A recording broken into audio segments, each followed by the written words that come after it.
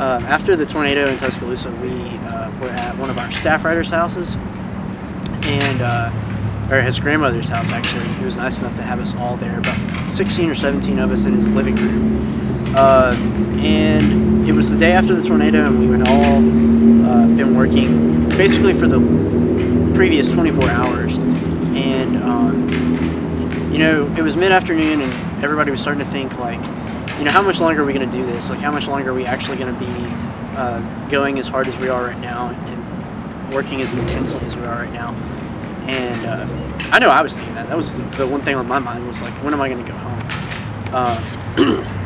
But what ended up happening is somebody asked Victor, what was on all of our minds, which was when are we going to stop?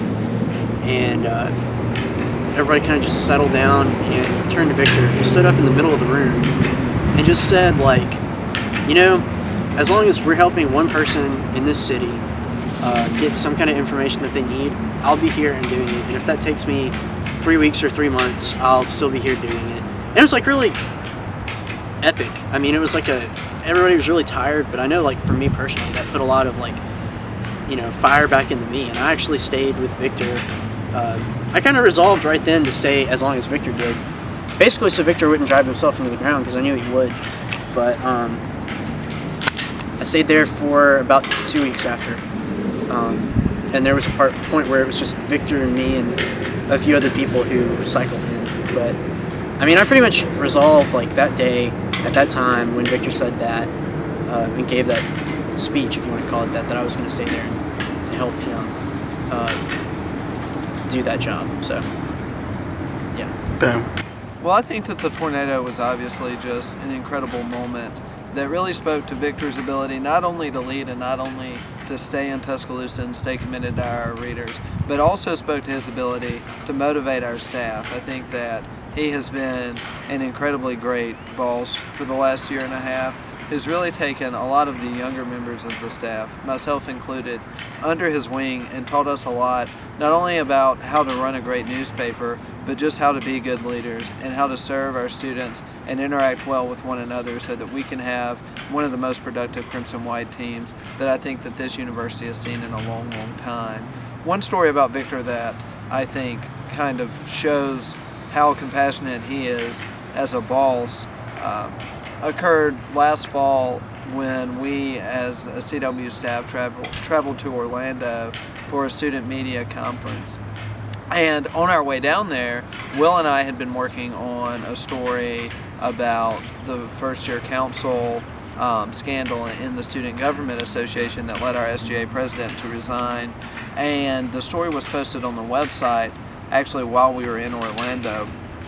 And Will and I were fielding phone calls that entire day from people who were upset that the CW had printed the details of that controversy and were really surprised by the timing of our ability to post it on our website.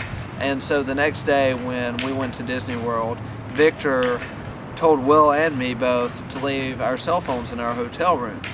And so at first, our boss was not letting us take our iPhones into Magic Kingdom, which I was like, that could really become annoying if I want to text somebody or communicate with people. But what actually ended up happening was I think that Will and I both had one of our best days as part of the CW staff, just there with our friends, hanging out in Disney World, able to ride rides and have a great time, and not worried about any of the other stuff going on about particular stories, because we knew we had done our job and we knew that we had gotten the facts right, and Victor supported us and wanted to make sure that we got the full educational and kind of entertainment experience out of the trip that we took to Orlando. And so that was always a really special moment for me, I think, in my relationship with Victor when I look back, because I know that no matter what he asked of me or how even unusual his request may seem, at the end of the day,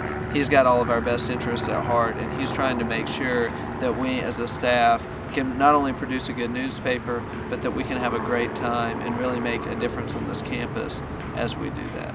Victor Luckerson makes sure we're not just good in great moments, like when we covered the April 27th tornado, or in our investigative reporting, he makes sure that every story is as good as it can be.